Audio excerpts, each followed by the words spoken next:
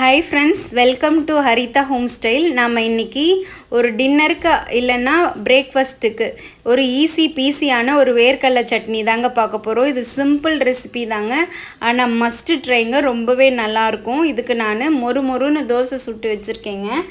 பார்க்கலாம் எப்படி பண்ணலான்றத. இதுக்கு நான் ஒரு தாளிப்பு கரண்டியில் 2 காஷ்மீரி சில்லி கிள்ளி போட்டிருக்கேங்க. ஒரு 4 சின்ன வெங்காயம், 4 பூண்டு, இதை வதக்கி வச்சுக்கலாங்க. இது கூட ஒரு சின்ன சைஸ் புளியும் வதக்கிக்கலாங்க. இருக்கட்டும்.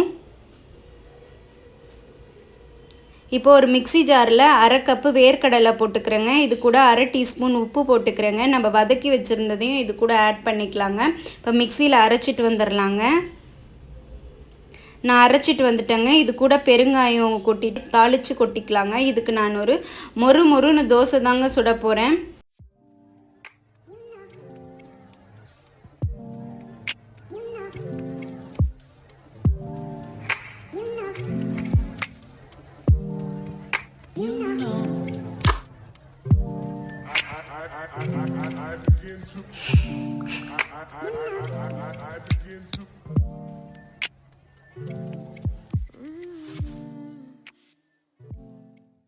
அவ்வளோதாங்க, மொறுன்னு தோசையும் ரெடி ஆயிடுச்சுங்க. இது கூட நம்ம ஈஸி பீஸி வேர்க்கடலை சட்னியை பேர் பண்ணி சாப்பிட்லாங்க.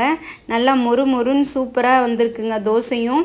இந்த மொறு தோசைக்கு இந்த வேர்க்கடலை சட்னி அட்டகாசமாக இருக்குங்க.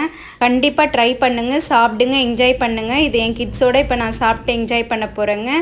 தேங்க்யூ ஃபார் வாட்சிங். Bye friends.